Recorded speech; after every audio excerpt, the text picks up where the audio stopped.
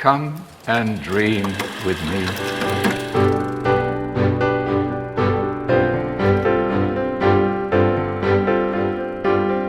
Welcome to What Do You Want to Watch, the Explosion Network's premier media podcast. Every week we get together to talk about movies, TV, and online content, helping answer the question, which one are you more worried about your kids seeing? A violent film or a sexy film? I'm host Ash Obley. Joining me today is Dylan Blight. The answer to that is a sexy film, I believe. Yeah. The consensus. America hates sex. That's true. Do you know what the impetus of that question was? No, I don't know. I just saw it on like Discussing Film or something. There was a screening of Spider-Man. And everyone farted and ran out? No, well, there was that. There was somebody who farted so bad they thought it was a gas leak and evacuated us. Which is wild. Yeah. No, but this one is everyone went to see Spider-Man, but they must have put the wrong reel in, and they started playing "I Want Your Sex." Oh, right. With a bunch of kids. You know, these stories happen more often than I believe memorably there was some sort of animated film, and then a horror movie started playing. Yeah. It's and cut a bunch of I always can't help but wonder: is someone just fucking around? You know. Someone clicked the wrong file, or I don't know. Yeah, they did it on purpose. Especially because they play for like a significant amount of time, according to whenever you read these stories. It's like they get 5-10 minutes in before parents or someone or whatever are like, "This isn't Shrek 5." Which, side note, apparently you know how we talked about the other Mummy trailer? That was playing in front of Spider-Man some places, which was not freaky. Good for children. Yeah, freaky trailer. I mean, a trailer's a trailer, I guess. Well, at the end of the day. But pretty creepy. It was creepy, but... On today's episode of What Do You Want to Watch, we'll be talking about what's our watch history, going over some film news, giving you this week's top 3, and giving you thumbs to trailers. Kicking things off, we need to start with what we were just talking about. Spider-Man, Brand New Day, the latest entry in the Spider-Man franchise, the latest entry in the MCU. The second film to star Tom Holland this year, third film to star Zendaya this year. Picking up from No Way Home, Spider-Man's friends all have forgotten him. He is now a lonely, sad, single 20-year-old man living in New York City, has completely devoted himself to being Spider-Man. But when Ned and MJ come back from MIT to New York City, his body he goes through some emotional trauma, and his body starts going through some changes. Meanwhile, there's some sort of telepathic person hitting damage control sites throughout the city that he has set about trying to capture. I think that's a very vague synopsis of the film. We have discussed the film, done a full spoiler cast over on All New Marvel Cast, our MCU dedicated podcast. But Dylan, do you want to give your non-spoilery thoughts on Spider-Man Brand New Day? Yeah, I enjoyed it. I thought it was good. I enjoyed it a lot more than the last Spider-Man film. There's an element of seeing sad Peter just being like, that's the proper Peter. I don't know, like this. It's sentiment that has been going around. That sad Peter is the correct Peter. There was too much of him being mentored by other people. This is enjoyable because it is him, very much in control of his own narrative, I guess. Yeah. So this part that I enjoy. I think that there's a lot of like refreshing takes that we get with this one. What's the director's name again? Destin Cretton. Destin Daniel Cretton. Yeah. It brings a lot of refreshing direction, both style-wise to how he chooses to film and have there's lots of small things, just the camera angles, some POV shots, the way the combat, I say combat because I'm thinking about the video game, but obviously the fighting choreography seems more inspired by some of the video games. The way the swinging through the city just there's like a lot of small stuff that just help it feel a lot more refreshing than just another Spider-Man film with a different villain. That's good. The way they choose to overcome / continue the everyone forgot him storyline is okay to me. There's still some stuff that I'm like, I don't know if that makes sense or, but whatever, I'm willing to move on with it. The most surprising thing about this movie, though, was just how good it was to watch Spider-Man and the Punisher in something together, especially in a world where you're used to hearing the Punisher swear and be a lot more violent. But John Bernthal makes that character work even without the fucks, which was, they have surprisingly good chemistry together, well, those two characters. So that was a lot of fun and probably the most memorable stuff in the movie. The villain, which they've kept as a big secret, is, I don't think even if you have it spoiled, it's not going to really particularly ruin the movie. But it is, interesting implications for the larger MCU. Yeah, I mean, I think it's a lot of fun. I think it's a bit too long. I think they could have been tightened up a bit, but yeah. I've now seen this movie twice. Wild. Well, my little brother, who didn't get to go to the screening, wanted to see it. Right, okay, yeah. We went. Yeah. And I still really love this film. I feel like it feels like the start of a run by a new creative team, like in the comic books, They've come in and giving a new take of the character, even though there's still all the history that's still part of it. It's taking it in a new direction.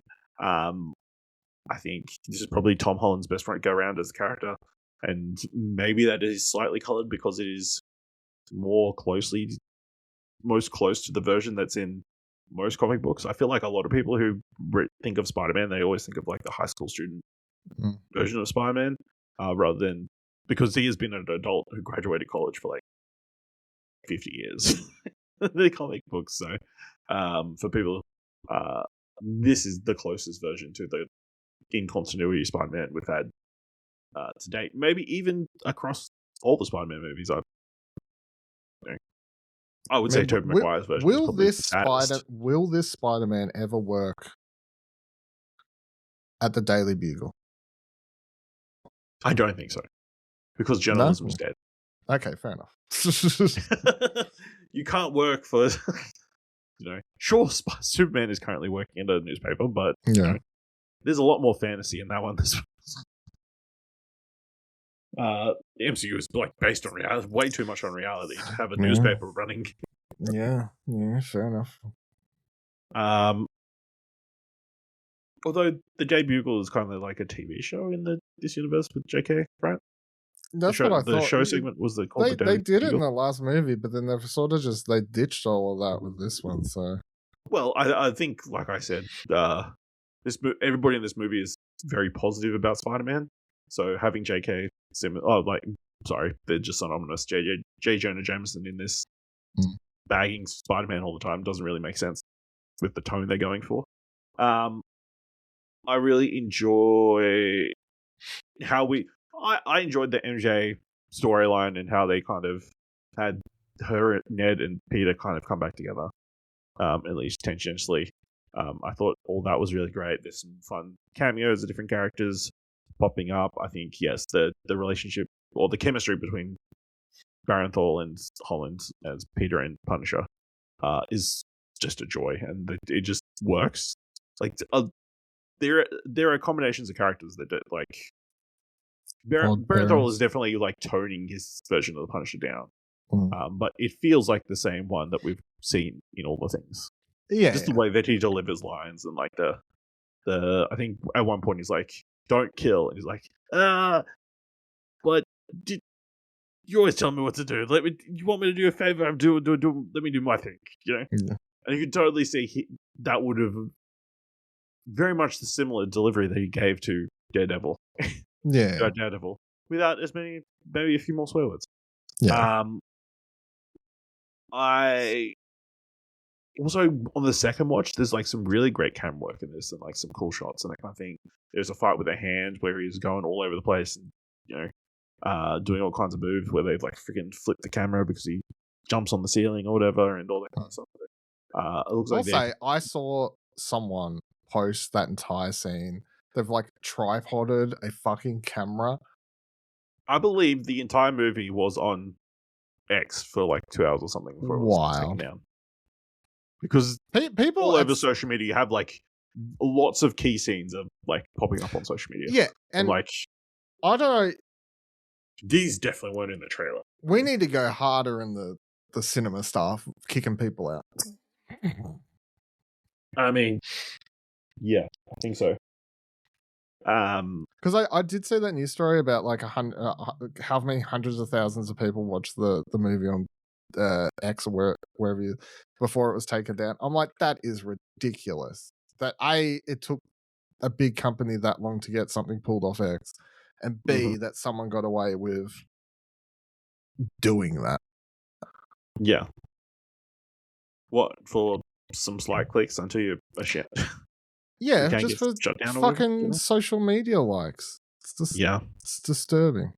It is disturbing. What else? Sadie Sink, I think it's interesting to see the discourse around that character. I thought it was really great. I don't know. I feel like people are taking this character with a lot of baggage, because of their history and how they've been presented in the past, and that is coloring their views on them. Like, I've seen complaints like she takes over the last half of the movie, and stuff like that, or like, why are they doing this with the character? But I feel like she plays the role of any antagonist who's ever been in a comic book movie, and has it's also a villain that you don't see until like halfway through the movie, and usually other villains you would have them spread throughout. So it's like, so naturally does she get more screen time? Yeah, they're heavier at the end to get the backstory and whatever fitted in that for other villains you would have seen, like fucking in the first film is like literally the villain's the first person you see, Yeah, so I think that's unfair. I would say that I've seen some comments that say she should be pigeonholed in certain kinds of movies and not in Spider-Man. And I just think, this is the MCU. We can do anything. We can do this serialized storytelling, and I feel like that is also an element that upsets people, because every question that is raised in this movie is answered neatly in a bow. I don't know. I think it's odd that people are saying that, because I do feel like that having that character in this film makes the most sense of any other MCU property that you could have. I find it interesting because obviously it came from a story perspective, where I think Disenchantment came out, who had an interview, and he's like, how did this character get involved in this film? He was like, we're looking for a character with we intended for the villain of this movie to be someone with the same power set. So if it had been a brand new character with the same power set, I feel like the movie would still play exactly the same. You know what I mean? Yeah, you could still do the exact same name story. Of the character doesn't really the name of the character doesn't really matter in that thing. So no. Also, I've seen it, the other major part of discourse around this movie, and it might be a slight spoiler. People are of the belief that Doctor Strange's spell has been broken by the end of the movie. How? Because he tells someone, it breaks the entire thing. There's two things that people are like zeroing on. There's a tear that runs down Zendaya's moment at one time, which people believe is her getting her memories back. Right. And the other moment is a handshake at the end, which people also think is that person getting their memories back. Yeah, but just because they get their memories back doesn't mean the entire spell's broken, right? Do you think they could have gotten their memories back? I think they could have got their memories back, yeah. But I can't remember the rules about the spell. So, and like, if they did get their memories back, does that mean no rules? It was just a blanket. But was it if someone found out, then no? Because I don't think there was no way to find out. there was no thing about he couldn't tell people, because the whole thing at the end of the last movie was he was going to go reintroduce himself to Zendaya and explain to MJ, right? But people believe they've regained the memories of Peter being Peter, I guess. Which I don't think is how I interpreted those moments. I mean, I'm open to the possibility, but it's not exactly how I took it. And also, Dana Destin Credit in the same interview kind of said we're not going to give an answer either way, and we'll see when we start writing the next movie. And it definitely seems like he's being courted for the next movie. So I highly enjoyed the film. I think it definitely still held up on a second watch. Yeah. Did you see the other interview of Tom Holland where he said that he knows how his Spider-Man finishes? Yes. Saying something. My gut feel is he is going to stick around for another trilogy, and in that time they will set up Miles, and that will be allow him to take over.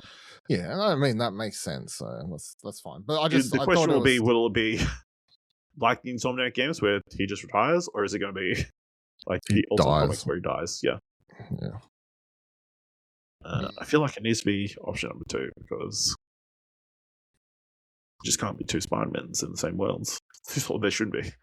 I guess tying into this conversation, reading from Deadline, Spider-Man, Brand New Day, all the box office records broken.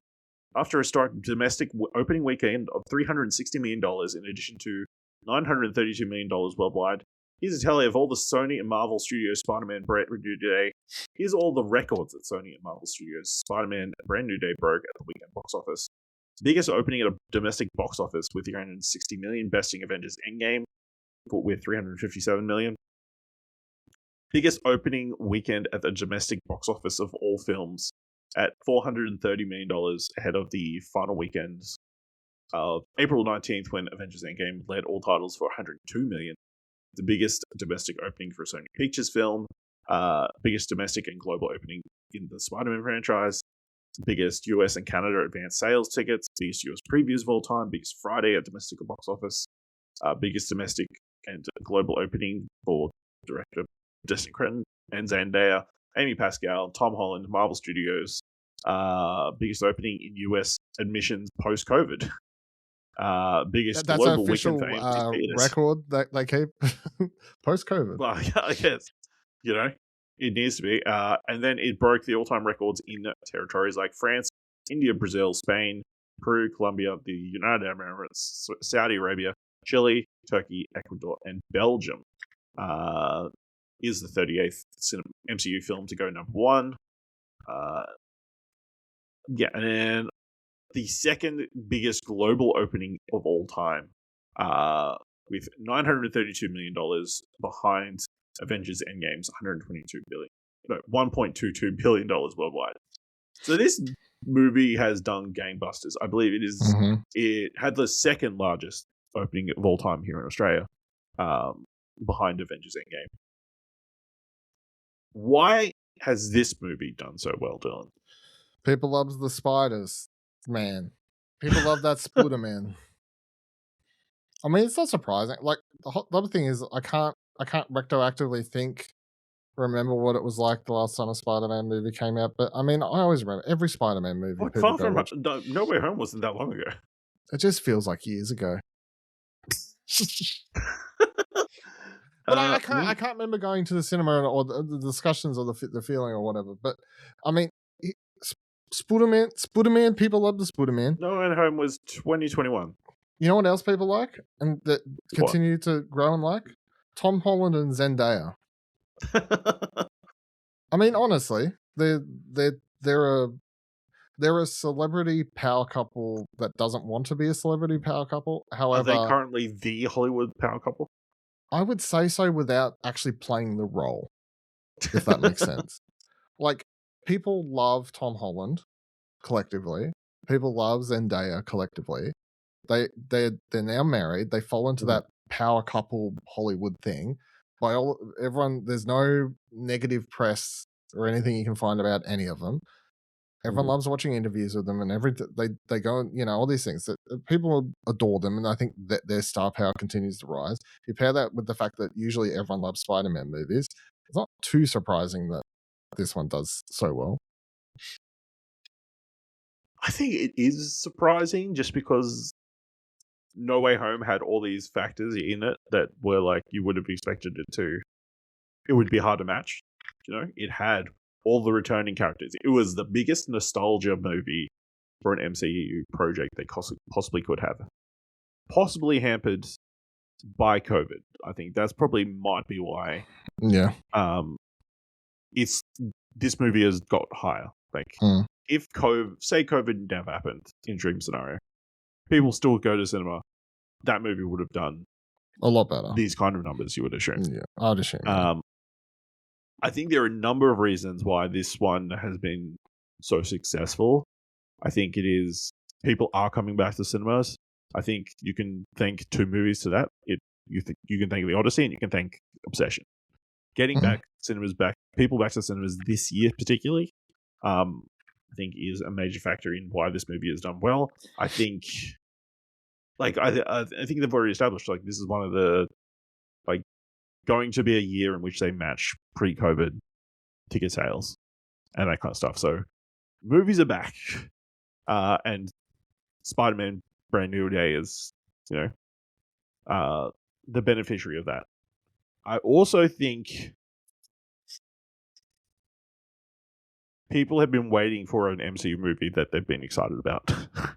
Yeah, I mean that's not I think we've talked about Phase 5 and how there really wasn't, there was very little that people were excited for. Like no sequels to established characters and that kind of thing. Like it was a lot of introducing new ideas, new concepts, that kind of stuff. So finally getting to an MCU movie that people feel like they needed to see in cinemas, got people excited to go see it, and they went opening weekend. I feel like those are the major factors in why this one has, outperformed all but one movie.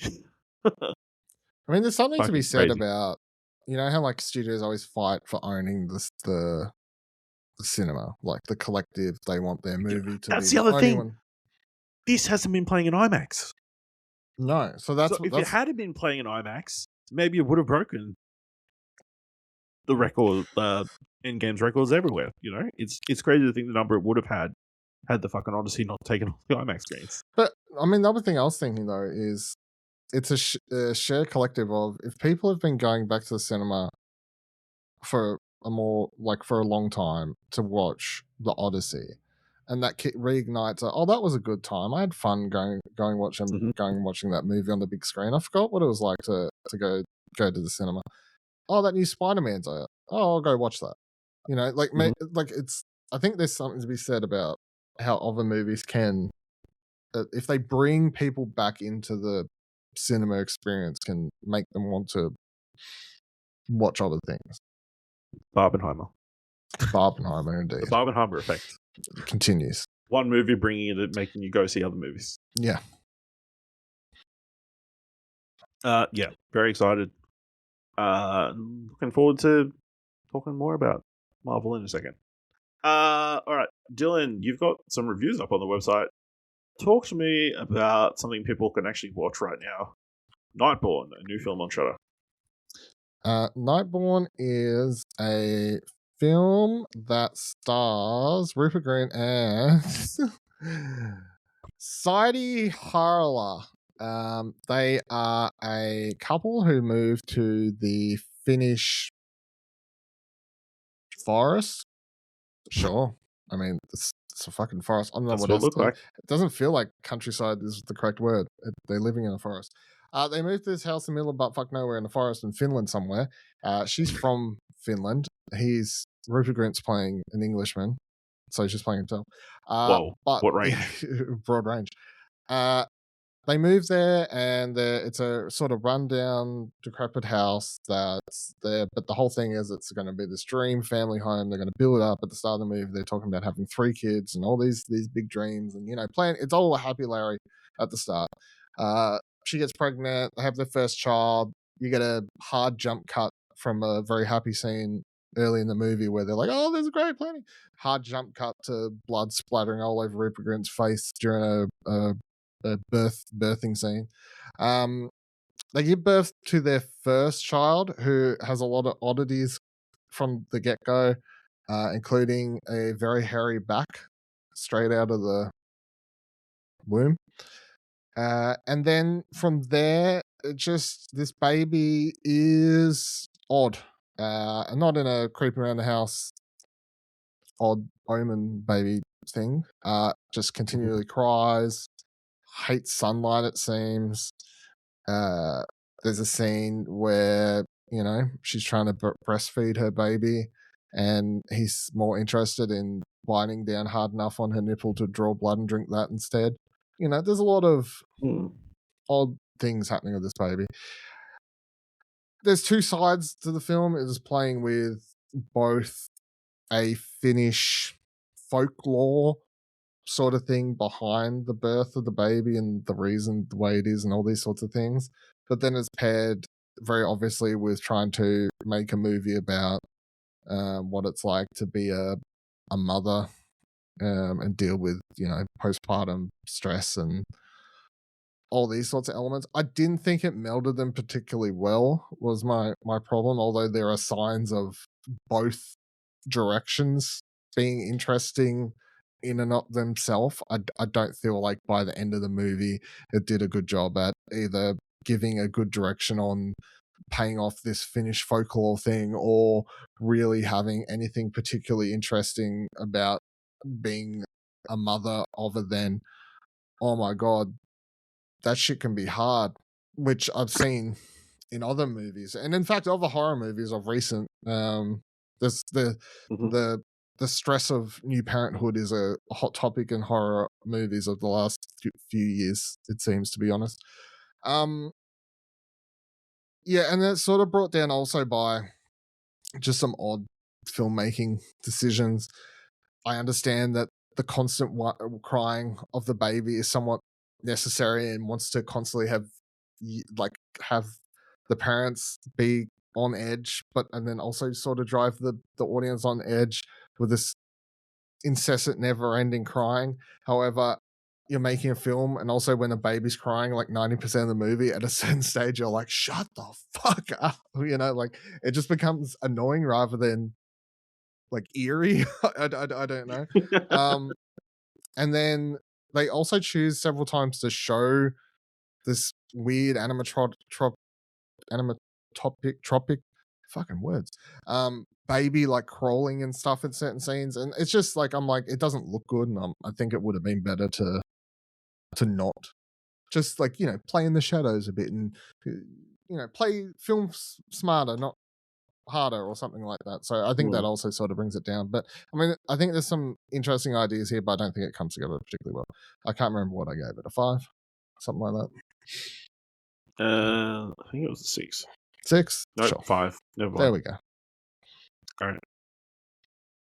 All right. Well, talk to me about Monsters of God, a new documentary series about to come to HBO Max, we call it. I believe. Yes, we call it here. I was thrown by the Apple TVs of it all. Yeah. Debuting this week on the 7th of August. You got early access and watched all 5 episodes of this new documentary series, I believe, from the makers of The Beloved Tiger King. It's from one of the main guys behind Tiger King. So it's 5 episodes, I think. Yeah. So it sort of chronicles and goes into the world of, what was we officially calling it? Like exotic animal smuggling, I think is the words we're using in this doco. And it's through the use of being able to get interviews with some of the more prominent people and sort of showing what it's like now, and then scaling back and explaining how America, obviously it's very America focused in, these people, but it like shows how certain people's obsession or like of animals like rare snakes and lizards and whatnot grows them into being in the early 70s, I think. It's like when they start to import these animals and then sell them to the zoos and stuff like that. And this is all before America starts putting stricter laws on these animals. And even when they do, people continue to do it, and then other people get involved. And there's a lot of money to be made in it. And the odd thing with so many of the people that you meet in this documentary series, of which there's probably 5, I guess.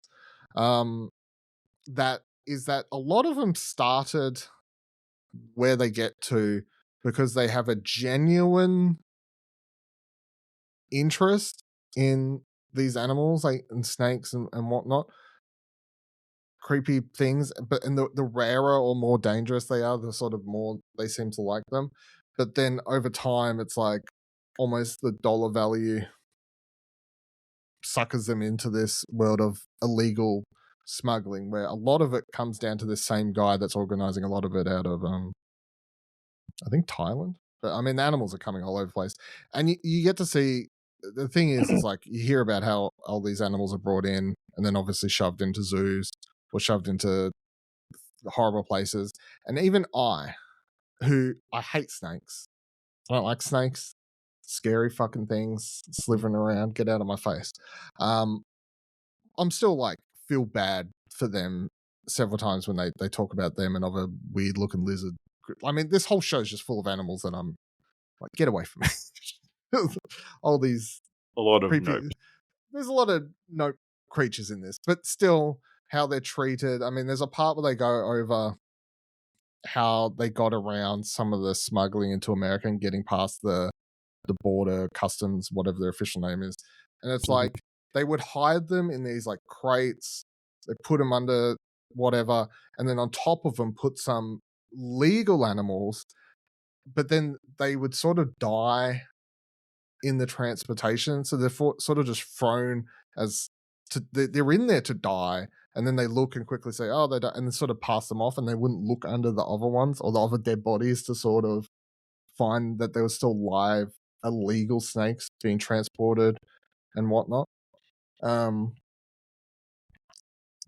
then you have, in a degree, it's similar to the Tiger King thing where it's like you can see for some of these people how there's a genuine love and interest to these animals, but it's like what they're saying when they're like, I love these animals, I have such interest, respect for them, beautiful creatures and whatnot. But it's like, what are you doing to them though? You know, like how you're treating them. It's like, if you love these animals, would you want them to treat them that way? I'll say by the end of the 5th episode, there's one person I could say actually sounds like he's regretful about the things he's done in regard to not in regard to how what he did led to him getting in trouble with the law and affecting his family, but more in regard to how he actually feels sorry for the way the things he's done with treating the animals that he says he likes so much. But overall, I found it a super interesting watch to a world that I hadn't seen explored in anything else. I mean, it's one of those things I hadn't really thought about, you know, like how do they sneak? How do you sneak highly dangerous, venomous, illegal snakes across borders and whatnot? Like, how are these things getting in? Who do they go to? How are they then ending up over in these other places? Like, how much are people paying for them? You know, like, all these questions I never thought I had, but suddenly were being answered, and I was finding rather intriguing. Yeah, no, I mean the people they're interviewing are all rather interesting. They're all characters, you know. They're all the people doing this stuff are wild, sort of interesting people to watch in the interviews, is what I would sort of say. So I would recommend watching it. It is releasing week by week, but I would tune in. Let's move into the mandatory Netflix segment of the show. Dylan, last week I started talking about a toxic love story. You had been like 30 minutes into it, had finished it.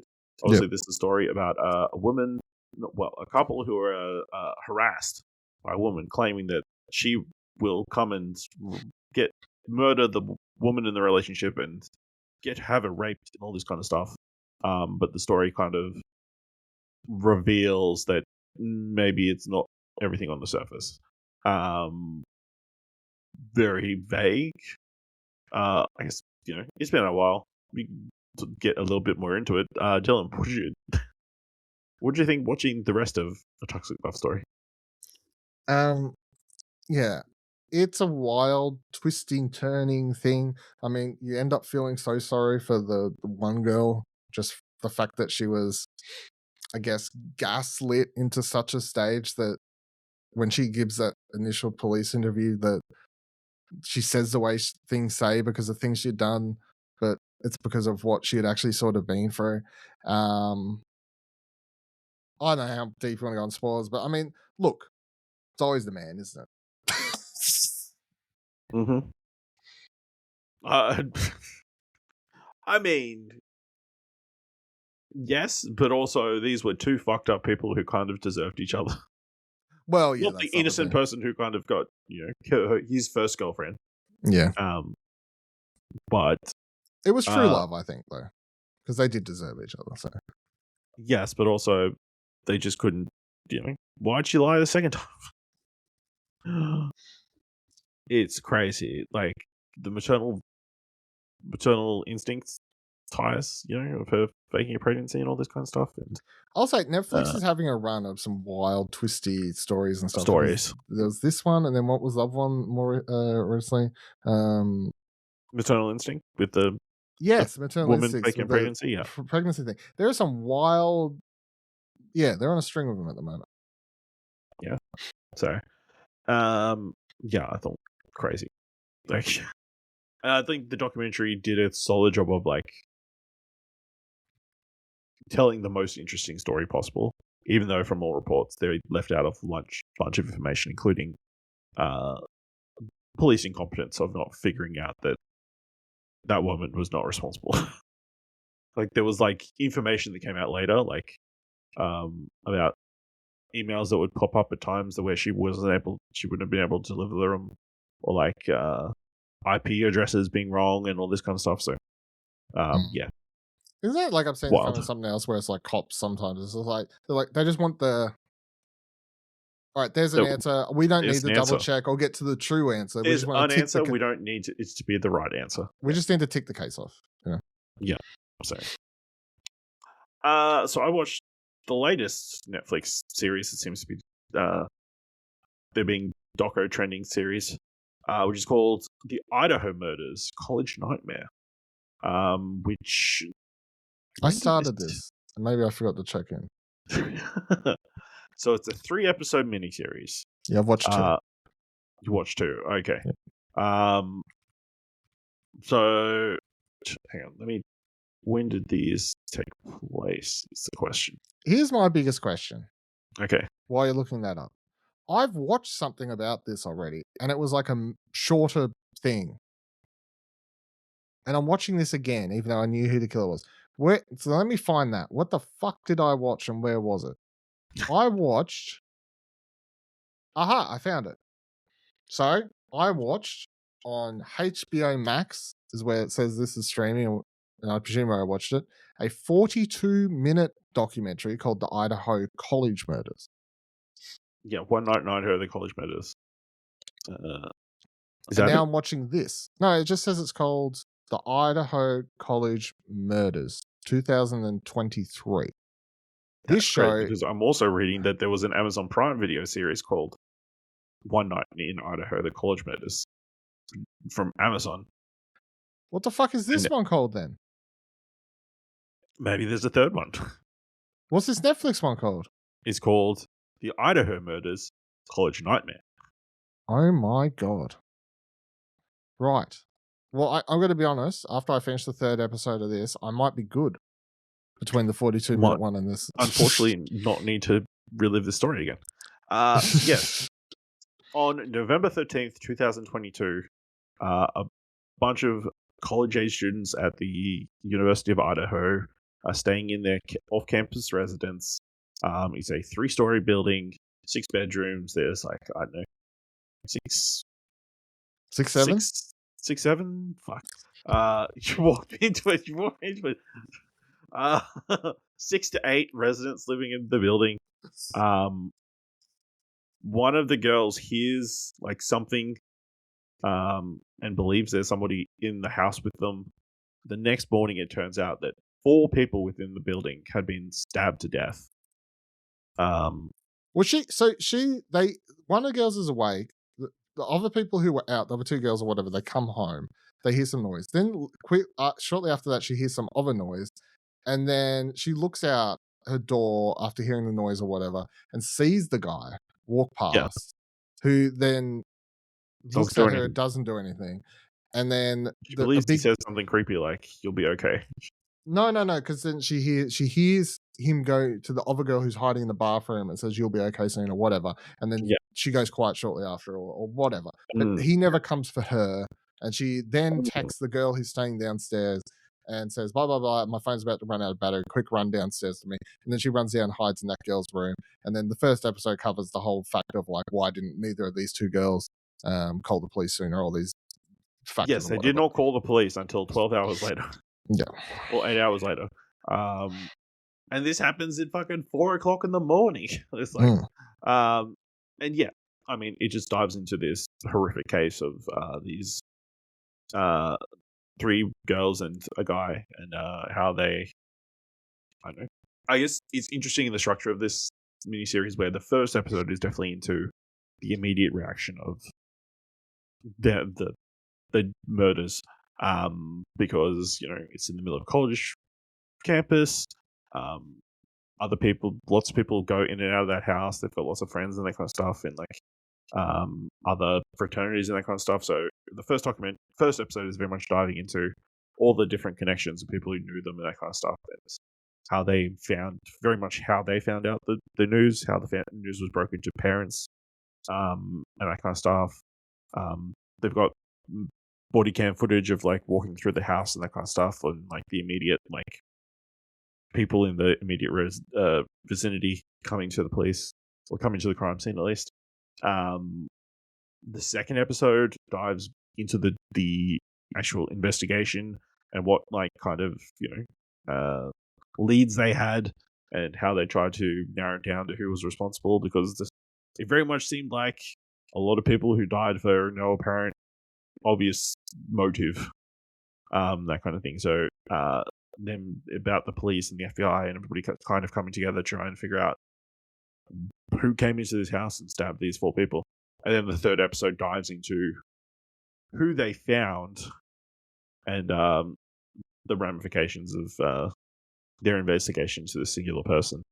I found it very interesting. I think the thing that hit me the most, and I don't know, I think the scary thing is now, like, a lot of documentaries we watch are like older and about people who are older than us. So these people are murdered who are younger than us. and also like them showing like all No, the what footage and that kind of stuff, and having like a lot of their life documented Yeah. and that kind of stuff, I think is very unsettling and like kind of very sad. I've thought about this before. Mm. And because if you watch enough of these murder things, you do have this thought where if you watch a Ted Bundy, I'm just pulling his name out of the hat, right?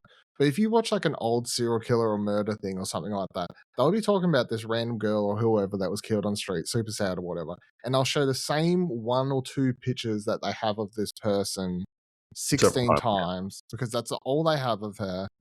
There's no video footage, obviously, or whatever it is. Now, for better or worse, if you are murdered, if you or There is I, just so much B footage.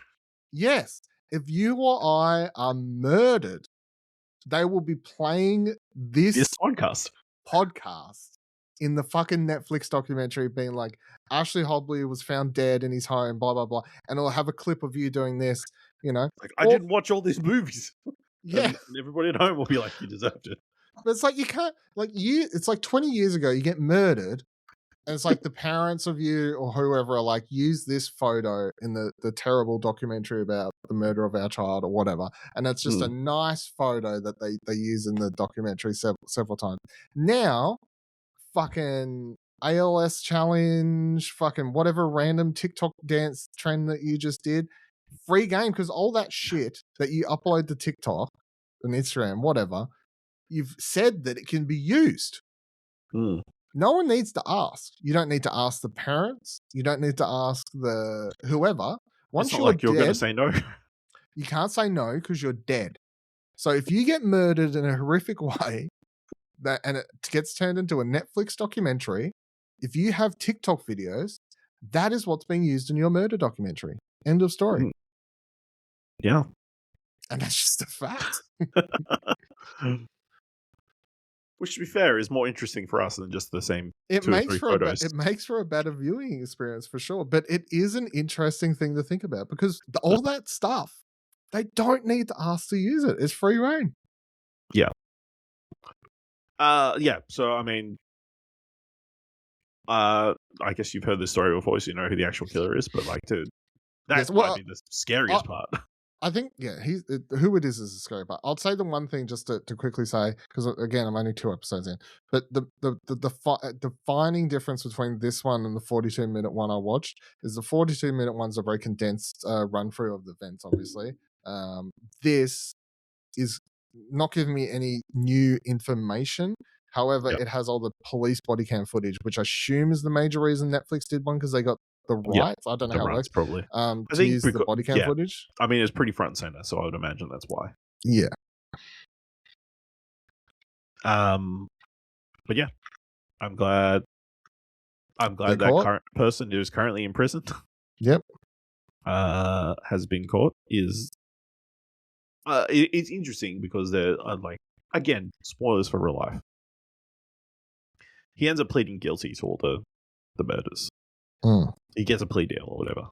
Mhm.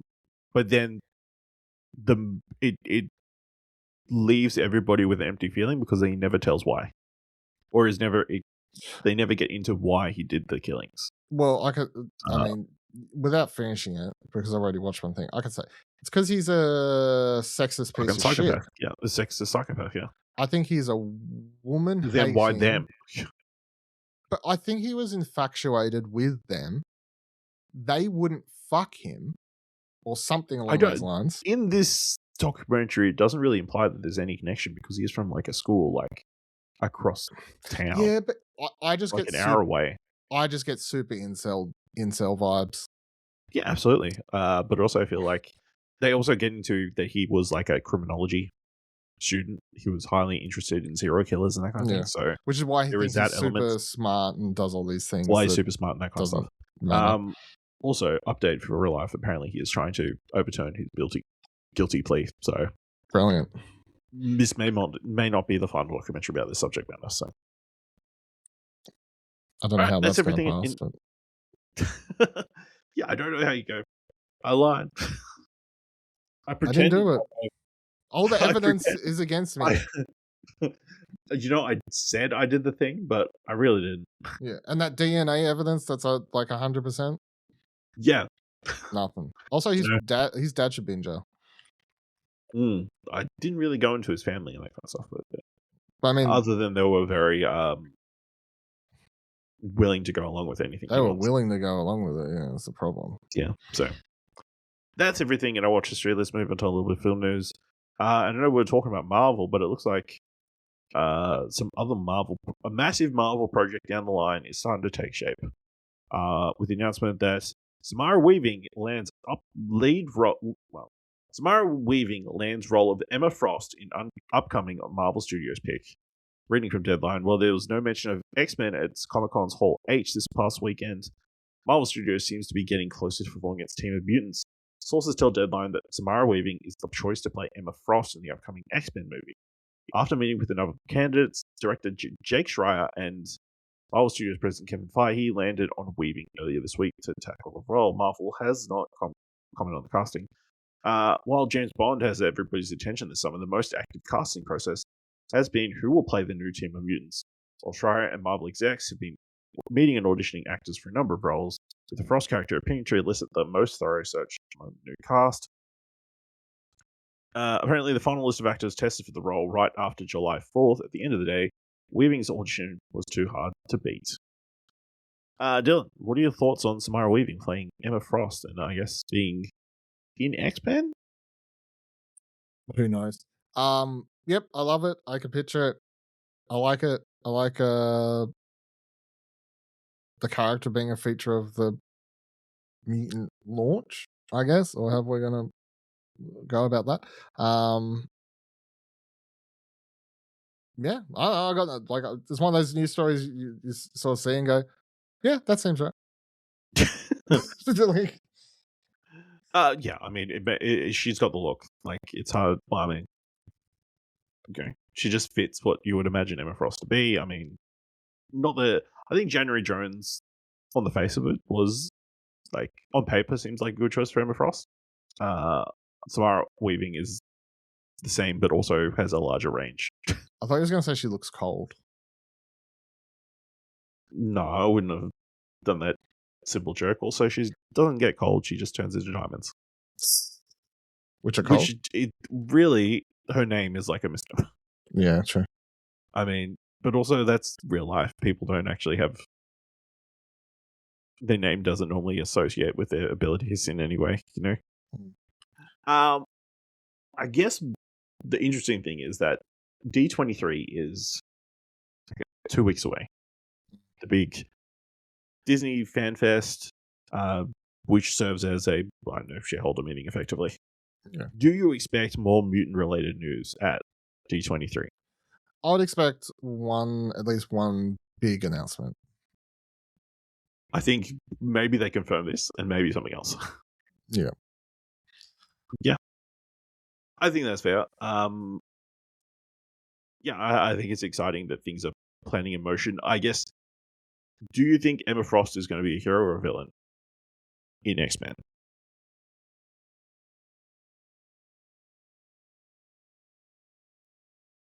Because of late, she has been like one of the X-Men, but obviously she was introduced in the Marvel cinema, in the 616 universe, as a adversary to the X-Men.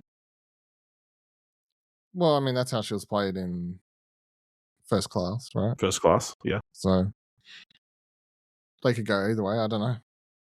Mm. I'm open to either way. I have no preference, to be completely honest. Okay. No. Very interesting. But yeah, it looks like we're finally getting motion on this project. So one we'll discuss more in the future. Like, I'll throw it out here. I'd love to do like a prediction article, a pitch article or pitch episode of All New Marvel Casts where we pitch the next X-Men movie and maybe casting. So we'll think about that. Moving on, obviously, only a few weeks ago we learned that Ryan Hurst will be unable to play the role of Kratos in the upcoming God of War TV series, and it looks like they've already turned their attention to somebody else, potentially a bigger name actor. Written from Deadline, Amazon MGM, and Sony Pictures Television are getting a big name replacement to the lead of their high-profile God of War drama series. Dave Bautista is in negotiations to play Kratos in the adaptation of the popular PlayStation video game. The role is being recast after Ryan Hurst, who was originally set as Kratos, tore a bicep while performing a stunt on set in late June, 4 months into the shoot. I didn't realize it was 4 months in the shoot. That's crazy. Yeah. With the injury requiring surgery, followed by a long recovery. So paused production immediately following the incident. A couple of weeks later, a decision was made to recast the role. I think they shot 3 episodes or something like that. That is nuts. Yep. I mean, with 3 episodes in the can, like, just make it a 3-season. Well, the many factors involved in this, and the problem is like, A, they've shot 3 episodes. B, you've got a child actor who grows and ages fast. That's your co-star, and apparently isn't a problem. Well, apparently they're going to recast him for season 2. No, this one I'm confused about because I saw one news story that says they're being recast. Then I saw another news story that said the casting implies it's for an older version, potentially to have a different actor play the character in season 2. So now I'm not sure, because both things could make sense to me. Like if they were recasting the kids because of the delay. I guess he's still technically growing older during the time you'd have to wait for him to recover. Yeah, so like there would be scenes where he could potentially go through ghost phase or whatever. Yeah, and then so there's just a lot of things that's confusing about this. And then, but the other problem was they're shooting 2 seasons back to back. So even though you could be like they were halfway through shooting a season at 3 out of 6 episodes or whatever. It's like no, they're 3 episodes into a fucking, I don't know, 20 episode shoot. I don't know how long the episode's supposed to be, probably 8 to 10. But yeah, so 16 to 20 episode run, you would assume. Yeah, you would assume. So that's the big problem. Now 12, 16 at minimum.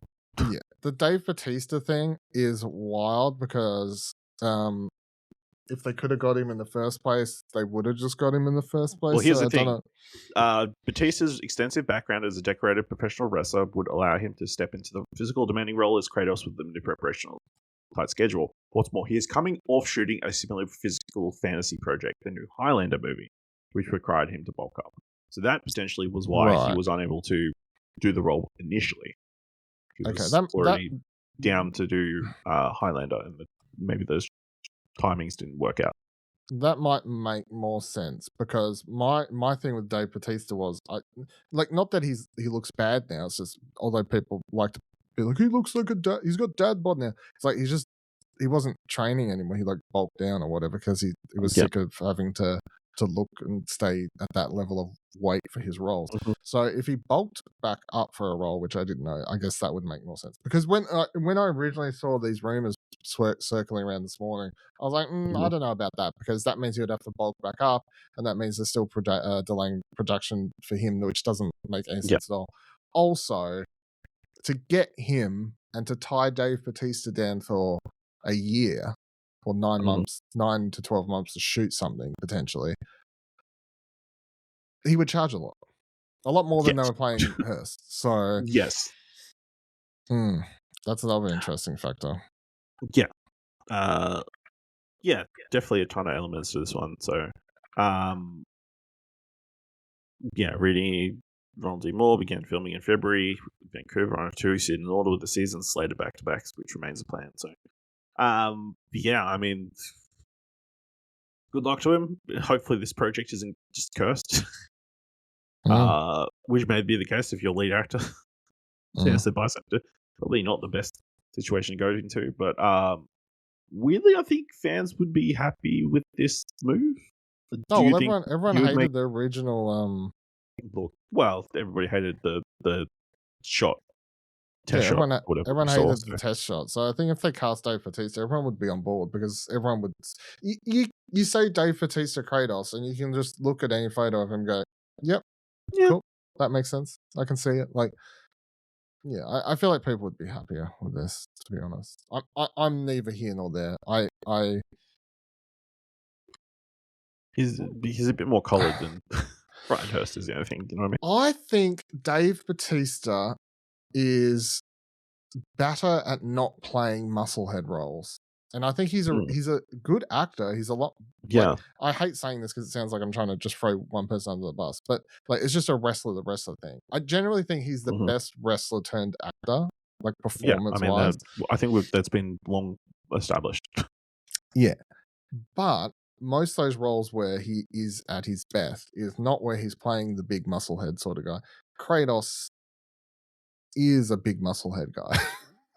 So I know he can potentially bring some more nuance to it, which is needed in the series, but he's still playing a yelly bald man dude. Yeah, so we'll see how that one pans out. Final, I don't know, stories for this week involve a universe that we aren't super familiar with, but we could be. Reading from IGN, Games Workshop has made a number of significant announcements on the Henry Cavill Warhammer 4000 cinematic universe, as well as new Amazon animations based on the tabletop games. After concluding negotiations with Amazon to create Warhammer 40,000 movies and TV shows in December 2024, Games Workshop has now finally provided an update on the progress of projects. In a financial report, Games Workshop CEO Kevin Roundtree said that Amazon has brought on board United Artists and Mike Flanagan, who are having completed initial outlines, should soon be moving on to script. Vertigo and Warhammer 40k superfan Henry Cavill remained involved as they have been for some time. Roundtree added, which will come as some relief for those who took the radio silence around the project as a sign that Cavill may have executed his role as steward and star. Dylan, you're a big Mike Flanagan fan. Will you be seated for Warhammer 40k? I will be, because obviously I'm a huge Mike Flanagan fan. I like and appreciate Henry Cavill's passion for anything that he wants to get made. And I have a fleeting interest in the 40k universe from having a very small amount of time with playing around with them and experimenting in the video games. So I have a mild interest that is heightened by the creator. Yeah, I think this is a big get for them establishing the universe. I think this could potentially be, if they give him creative control over everything, I guess this could be like the James Gunn kind of move of, let's give a singular voice, like, and have them lead this universe and have them like do whatever they want. I guess free reign. I guess it's not surprising because Amazon currently has a relationship with Kevin Flanagan. His Kari series is currently shot. It's upcoming. I don't know exactly when. There was a teaser last week that we didn't talk about, but it was good. It was good. They definitely got it was an effective teaser. So yeah, I mean, that's October very 7. exciting. Okay, there you go. Not very far away. But yes, very interesting move. Big get. We'll wait and see how that pans out. Other interesting bit of information that I don't know that came out of this on NOS. Reading from Variety now. A Warhammer 40k animated event series is in development at Amazon MGM Blur Studios Games Workshop. Variety has learned exclusively. This is in addition to Henry Cavill's. Oh no! In addition, Henry Cavill, who is attached to lead the live-action 40k series currently in development at Amazon, will executive produce the animated series. What do you think of an animated Warhammer series by Blur, who infamously were known for, I know, for cinematic shorts, but no, not necessarily a narrative project. They're not known for narrative things. I'm optimistic about it because I can picture it. I can picture, how many Space Marines shooting up a million. I don't remember the main of the enemy, Vermilions. I don't know. They're, I can see this. I can see a very pretty animated show. They can do bold dudes in Space Marine outfits looking angry and whatever else. It's just the story factor that's in the universe and why the live action thing could be potentially more exciting because the universe has enough weird lore that's like a cross between like a religious cult and I don't know, political nonsense and whatever mixed in with dudes in massive suits and big guns and chainsaws that makes for an animated show to be exciting to watch as well. Yeah. I'm intrigued just because Blur have their animation is so cool. Like, it's hard to go not think what they're going to do is great. I don't particularly remember watching. I don't know if I got around to watching that episode of Secret Level. I feel like I would remember. I feel like here's my problem. I can picture one shot, and I can't remember if I'm picturing it because I watched it, or I just saw it in the trailer. Yeah. Maybe one to go back and revisit. I guess the question: does this spin-off mean that Secret Level is success? Birth game. Birth the TV series spin-off. Yeah, I mean, Birth the game. It had a tie into that weird Pac-Man game that came out. Yeah, it's the only lasting evidence that what's it called was a thing. I don't even remember the PlayStation game. Yep, that thing. That was the only example that it actually existed that you can watch anymore. Fair game. Other than trailers. No, not that one. That's not yet. Concord. There we go. Concord. Fucking hell. All right. That's everything in the news we're talking about this week. Let's move on to talking about some thumbs for trailers. Gaming thumbs for trailers. Of course, you'll find all the trailers we're about to talk about in the show notes below. Kicking things off, we got Jumanji Open World, directed by Jake Kasdan, starring Dwayne Johnson, Jack Black, Kevin Hart, Karen Gillan, Alex Wolff, Madison Iceman, Morgan Turner, Sedaris Blaine, Rhys Darby, Nick Jonas, and Danny DeVito. The players have escaped the ever-changing jungles of Jumanji, but this time the game breaks free of its own console, unleashing chaos into our world. Dylan, I don't believe you watched the second movie, so were you confused by this trailer? And then what do you think? No. At what point would anything in this trailer confuse me because I hadn't watched the second? Because I watched the trailer for the second movie, so I understand that everything I need to know. Yeah, what's that? What did you need to... Danny DeVito was in it. I'm giving it 1 up, 1 down, and I was more intrigued by it coming full circle with the game coming into the real world, a la original Jumanji, and then slightly more. Oh, we're just doing it again, but different people inside the bodies thing. The further the trailer went along, and that was a disappointing factor. I would have preferred it to have stayed the real world demo character models with The Rock doing some weird Spanish speaking thing or whatever the accent he was doing. That was fun. And then when they stuck the mother in his body, I'm like, well, you've done that already. Well, not her, but someone else twice. Yes. So, yeah, 1 up, 1 down. That is, 1 up, 1 down, because that is my exact sentiment. When I came out of this, because spoilers for the second movie, it ends with the reveal that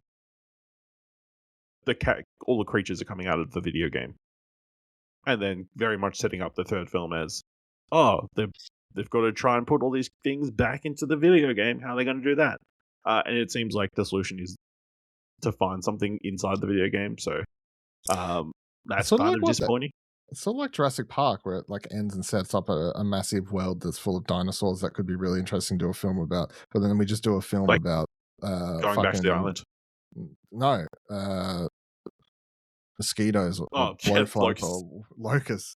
So it's sort of like that. It's sort of like you give one interesting prospect, and you know this film's locust is going back into the game. Yeah, I think it looks fire. It feels like every other Jumanji. So I mean, that's good or bad depending how you feel about them. But I was hopefully the outside of the game maybe stuff is maybe a little bit bigger than this trailer is implying. But it feels like maybe we'll get 30 minutes and then I think so. Yes, they'll go back into the video game. Yes. All right, Jumanji Open World is coming to Australian cinemas on the 26th of November. 26th of December. Next trailer is for Wicker, directed by Alex Houston Fisher and Eleanor Wilson, starring Olivia Colman, Alexander Skarsgård, Elizabeth Debicki, Marley Sue, Nabhan Rizwan, Richard E. Grant, and Peter Dinklage. When a basket maker constructs a wicker husband for a local fisherwoman, he proves more spectacular than she could ever imagined. His soulful spirit and unique prowess soon awaken something inside her, setting off a wave of jealousy, fascination, and upheaval that threatens the very fabric of her village. Dylan, what do you think of the trailer for Wicker? Double thumbs up. This looks so wild, fantastic, and I'm even more disappointed that I couldn't fit it into my MIF scheduling. Make my time to watch it in a couple of weeks. Because when I was trying to book it all, I knew the synopsis, I knew the idea. I'm like, that sounds like a wild time. This cast is excellent. And I just, as I sort of spoke about to you off air, I think, I just couldn't, the way I was trying to schedule things, I just had to skip Wicker. But now I'm more disappointed because this trailer's great. Good shit. Love it. We love to fuck a scarecrow. I don't know if he's a scarecrow. Well, he's a wicker man. Well, he's a sex doll before they made plastic.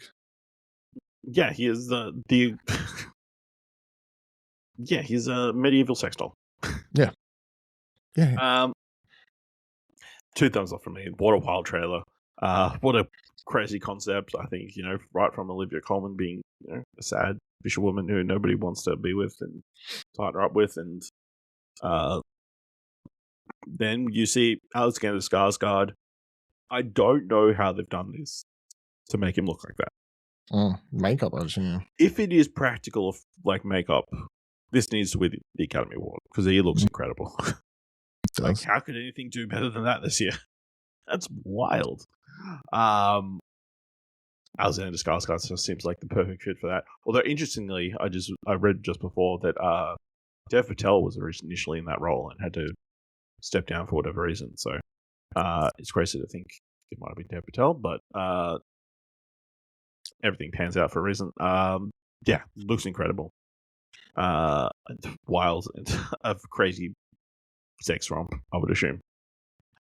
Wicker is releasing in the United States 23rd of October, in the UK on the 30th of October. Here in Australia, there's November 26th, unless you're going to miss next week or the next few weeks to see it there. Next trailer, The Thomas Crown Affair, directed by Michael B. Jordan, starring Michael B. Jordan, Kenneth Branagh, Adria Arjona, Lily Gladstone, Danae Guerrera, and Pilu Asbuk. Thomas Crown is a billionaire who cleverly steals a painting while another heist fails. Followed by an insurance investigator, the two fall in love during the cat and mouse game. Dylan, what do you think of this teaser for the latest iteration of the Thomas Crown Affair? Looks hot, double thumbs up, sexy, cool movie. Exactly everything I would hope it would be, basically. Because the thing is, I've watched the original. Well, not the original, sorry. I've watched the Pierce Brosnan remake. It used to be on TV all the time when I was younger. So I watched it several times. And I know that's what that movie's giving and trying to do, but it's never worked for me. I mean, the age gap difference or whatever, sort of stuff like that. None of those actors or whatever worked for me. But this one, it's hitting on all cylinders with the cast, so I'm all about it. Yeah, 2 thumbs up from me. I think Michael B. Jordan looks incredible. I think they do a really great job of selling Michael B. Jordan as well. Like, from the director of... He sells himself. Well, I guess the marketing team. Oh, that's your marketing team, right? Yeah. The marketing teams are doing a good job of selling Michael B. Jordan, and like Creed 3 and I don't know, did they put Academy Award winning actor Michael B. Jordan in the teaser? I don't recall seeing that line, which seems like a missed opportunity if not. But he looks incredible, obviously giving suave, strong, sexy, all the things you want. Adria Arjona, maybe the it girl of Hollywood at the moment. In like, she seems to be everywhere at the moment. Including apparently the next Superman movie. So she looks great. And Kenneth Branagh seems like a perfect foil for Michael B. Jordan. Like his face in certain shots and that kind of stuff looks great. So yeah, very keen. The Thomas Crown Affair is coming to cinemas on the 4th of March, 2027. Next trailer is for The Shards, developed by Ryan Murphy and Brett Easton Ellis, starring Igby Rigney, Homer Gear, Graham Campbell, Hayes Warner, Wes Bentley, and Kai Gerber. The series is set in Los Angeles in 1981. The story follows a 17-year-old version of Brett Easton Ellis during his final year at the elite Buckley Prep School. Upending the character's world is the arrival of the mysterious new student, Robert Mallory, whose unsettling presence coincides with the activities of a serial killer known as the Trawler. Phil, what do you think of the trailer for The Shards? Double thumbs up. Looks great. I'm super keen to check this one out. My only concern is the Ryan Murphy factor, because it can be hit and miss, in particular because of how spread thin he is as a showrunner and stuff. But I had to look up because I actually didn't know that anything about this. Like Brett Easton Ellis, there's like his 13. It's like a 12, 13 year gap between his books. This one came out in 2023, so this was a quick turnaround into a thing. But obviously, as the author of American Psycho, sort of prominent sort of author to a degree. And just the whole factor is like written from the sort of fake biographical standpoint or whatever. Interesting. Yeah, double thumbs up. Yeah, 2 thumbs up. Interesting premise. A really good looking cast. It definitely giving elitist vibes hard. And the idea that some of them will be killed is very cool. Yeah, it just looks very stylish and that kind of stuff, obviously giving those 80s vibes and everything. So Very intriguing. The Shards is coming to Disney Plus August 6th, so not far away. I think I had one of the earlier trailers listed, and it got bumped a few weeks ago. So I'm glad to get it in before the show actually releases. Final trailer for this week: Children of Bone and Blood, directed by Gina Price, directed by Gina Prince Bythewood, starring Tusu Mbedu, Damson Idris, Amanda Stenberg, Tosin Cole, Cynthia Revu, Lashana Lynch, Zachary Momo, Richard Murphy Majima, Dan Mijo, Chiwetel Ejiofor, Regina King, Idris Elba, and Viola Davis. A woman blessed with magical powers by the gods and living in a place where she is forbidden to use them teams up with a princess to summon the gods and bring down the oppressive regime. Dylan, what do you think of the trailer for Children of Blood and Bone? Double thumbs up. It gives very big, epic vibes. We've got every prominent black actor in Hollywood in this. We've got a massive original song in the background. We've got, we're here. It's massive. There's magic and shit. I mean, it's sort of redundant to say, but it's like, did you like some of that Black Panther shit? Anyway, here's some more of that sort of stuff, but not in the MCU a little bit without the vibranium and whatever. Come on, Ajay. That's the vibe I got. So yeah, I'm keen. I know nothing about the book, but okay, I'll get into a reminder about that in a second. But interestingly, the first time I watched it, I was one up, one down. I felt like as a trailer, it was too cut heavy. Like there was at a moment, it was I feel like every shot was 2 seconds long. It would just cut every 2 seconds and that kind of stuff. On the second rewatch, I feel more comfortable with it. I'll end up giving it 2 thumbs up because I think it looks really great. I think they're going to do a good job of featuring everybody. What it really feels like is the Woman King, but with magic. So much so that they got the 3 principal actors in prominent roles in the film. So, so that's something, because that was a fantastic movie. So how could you not be excited about this? Damson Idris looks really great. Mbedu looks fantastic. And yeah, some of the special effects. I feel like maybe it does go a little bit too heavy on the Black Panther-esque, hip hop music. I saw some comments in the trailer some of the comments on the trailer wish they'd gone with more African Black heritage music rather than heavy hip hop vibes and that kind of stuff. But I think the trailer works really well. So really keen. I think it'll be interesting to see how the narrative around this film goes forward, because obviously we talked about a couple of weeks ago, this is the film where the author came out and said this was a fucking traumatic experience. I think she was posting about it again recently. It was just this is the most traumatic. Doing this movie was the most traumatic experience of my life, stuff like that. Although they did not proceed to go into why it was the most traumatic experience of their life. So I feel like there's going to be an interesting narrative around this film, which is disappointing. So I guess we've got that to look forward to in the coming months. Children of Blood and Bone is coming to Australian cinemas, all cinemas, 14th of January, 2027. Let's move on to this week's top 3. Definitely in the top 3. This week's top 3, with Super Troopers 3 coming out this week, is top 3 comedy trilogies. It seemed like a thing, even though I don't believe any of us really are super invested in Super Troopers. I've watched the first one. So that's, yep. Just, having 3 comedy films in the same franchise, I think, is reasonably uncommon. Do you know what I mean? It is, yeah. Usually there is a sequel, and then they're and then the sequel turns out to be not as funny as the first one, and they're we should have stopped.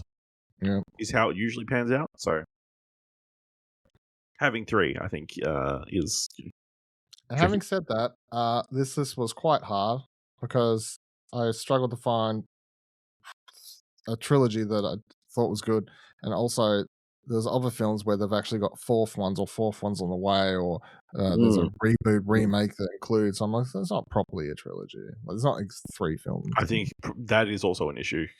And I'm gonna break once that they, rule. once they get to 3, they're like, look, we might as well do 4. Yeah, I'm gonna break that after saying all that. I've got a couple that could break that rule. So yeah, I'm gonna break the rule, but that was all right. Dylan, what's your number 3? Austin Powers trilogy. Austin Powers is my number 1. There we go. You go ahead. You watched them a lot growing up. Silly, ridiculous. Obviously, Mike Myers humor. Oddly, all of them work as well as any other. I actually don't know which one I'd say is the best. Having watched all of them multiple times, because again, they were on TV all the time. It's odd. Just all 3 films just sort of work, and I don't. It's talking about how comedy films usually get worse or whatever. This is one where all 3 I think equally as bad and good as one another. Yeah, I think this was like a pillar of my childhood. I feel like watching at least the first 2. I don't know that I watched Goldmember a hell of a lot, but no. Yeah, I just feel like as a pop culture, I feel like they were pivotal. Like, "Do I make you horny, baby?" was such a a line, despite us being children at the time who probably didn't really understand what that meant. Shag me, baby? Do you want to shag? Do you? Yeah. Yeah, baby. Yeah. Yeah. That kind of stuff. Or $1 million. Or I'm still down here. Mini me. Yeah, I just think they're fantastic. Mike Myers is great in them. And a pancake. I did not realize for a very long time that Mike Myers is both Austin Powers and Doctor. That's wild. I think that I would be surprised if there isn't a lot of people who didn't realize there were 2 separate. When did you realize he plays more characters? Yeah, Fat Bastard, Goldmember. yeah. So, great films. I believe they want to make a 4th one, but yeah. Maybe you don't need to. All right. I'll say my number 3. It's the Meet the Parents films. So Meet the Parents, Meet the Fockers, Little Fockers. I think the pairing of Ben Stiller and Robert De Niro was fantastic. Has a great works, and then each film kind of adds great new elements. Like Dustin Hoffman. I can't remember who the woman is, his wife in that film, but yeah, just the vibes of them all I think is great, and really, that this is weirdly where I probably knew Robert De Niro from first, so wild. Maybe it isn't that wild when you consider that. What movie of his catalog are you most likely to show a child? I guess this. Yeah, so this is arguably the most family friendly stuff you did. So yeah, that's my number 3. Dylan, what's your number 2? Back to the Future trilogy. Mm-hmm. Which I know it's not strictly a comedy, but it is a comedy/adventure film, I guess. Yeah. I mean, it's Back to the Future. What more do you want to say? No, yeah. It's one of the greatest trilogies of all time. Yeah. All right. So I've only got my number 2 left. I feel like maybe I've cheated with this one. My number 2 is the 3 Flavors Cornetto trilogy. That was my number 1, so that's... So we've both cheated. We've both cheated, yeah. It's not a traditional trilogy by any sense of the imagination. Yeah. But the internet and the world as a whole has accepted it as a trilogy of films that are connected by their if you can Google the if they're Cornetto collected trilogy, together as a trilogy in a DVD box set, and collectively on the internet, if you say it's a trilogy and everybody understands what it is, it's a trilogy. It's a trilogy, I think. Yeah. So anyways, yeah. Hot Fuzz, well, Shaun of the Dead, fantastic. Hot Fuzz, fantastic. The World's End, it's fine. But you make 2 fantastic movies. Well, hilarious movies. You have 2 old timers, and then you have a good. I've only watched The World's End when I saw it in cinemas. I liked it more when I rewatched it because Okay. my bar was not as high. One day we'll revisit. Yeah. So, yeah. I mean, what's more to say? Hot Fuzz and Shaun of the Dead are so good That makes up for the okay World's End. that it just elevates it, like lifts it up. You Yeah. know? Like the slowest runner on a real LA race Damn still right. gets a gold medal. Damn right. All right. That's this week's top 3. Dylan, this week, what do you want to watch? I would like to watch, but I can't because it's not playing here. Teenage Sex and Death Ooh. at Camp Miasma. That's in the cinema pick, and then on the streaming, I had something here a second. Oh, The Shards is out. That's right. Yeah. Mm. So I'll pick The Shards TV front. Yeah. I don't know that there's anything really on the cinema front. I guess I don't know for sure, but I guess maybe Can't Miss Miasma. Like, how scary is it? I'm not sure. Wait and see. But on the TV front, it needs to be the return of Ted Lasso, which starts this week, season 4. Starts to tomorrow. Yeah, well, as a recording today at time of release. Yeah, very keen. Obviously, coming back now, he's coaching the women's team. Very intriguing to see how this is received and picked up, and how does he get back over the pond? You know, he's like, spending time with my wife and kids. My wife and son is so terrible. Let's go back to England. Or maybe he was like, I can't stand being in Donald Trump's America again. Let's go back. It's fair. Let's go back to England. The really nice and politically settled country of England. Also, the Ninth Jedi limited series starts is all out on Disney Plus this week. That's another big one. Yeah, I think that's kind of it. All right, let's know what you want to watch this week by going to explosionnetwork.com/follow and let us know on social media.